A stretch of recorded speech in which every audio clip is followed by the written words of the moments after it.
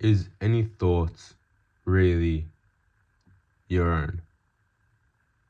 This is a very interesting thing to ponder, and something that I think if more people were thinking about more often, they would have an existential crisis. It's certainly something that I've thought about, and now when I'm thinking about it right now, I'm not exactly so sure why I'm not as worried about it as I am. But regardless, when you think about it, every single thought you've had, will have, or anyone that you know or have had an interaction with has ever had, has been curated, constructed, and formed by someone else. It's so interesting to think that we as humans have such a lack of originality, and even those who are trailblazers in the field that they're in, great philosophers, scientists, all of this, it's up to interpretation whether their thought was really their own, or if it was put out into the universe waiting for them to catch it, essentially. And that's so interesting because it stands to reason that if everything has already been thought of, or everything will be thought of, then are we just waiting to do it? And is anything really in our hands? Can we actually change our own destiny? Can we write our own future if everything has already been thought for us? Everything that will or has or is going to happen has already technically happened. I know that doesn't really make a lot of sense, but it's really disturbing,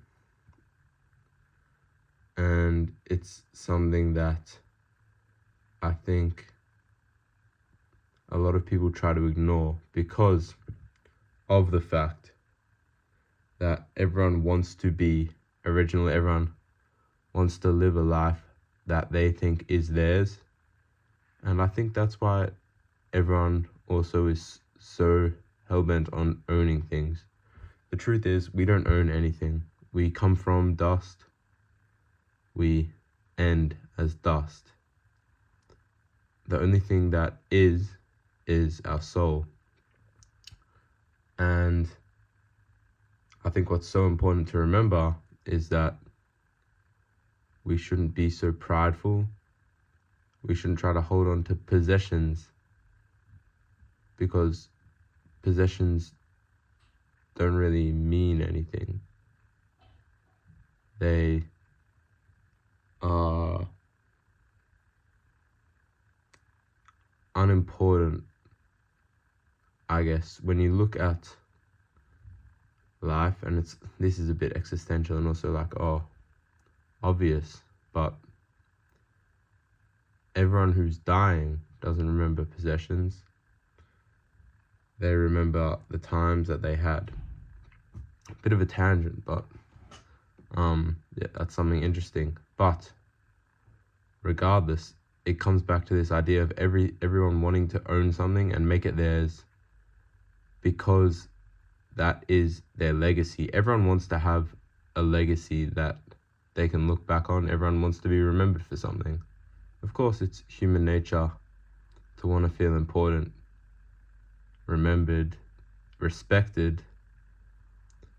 But if everyone could just take that idea away and just understand that we are so unimportant and important at the same time. Every life is a whole world, and everyone has innate value and is the most important thing in the world. But at the same time, we're only alive for such a short amount of time, especially when you look at human history. And we don't really matter. Nothing we do matters. The odds of you making such a difference to the world and the landscape of the world is such a small chance of happening. And even if you do, you're the same amount of importance as the peasant who died a death that nobody will remember. So yeah,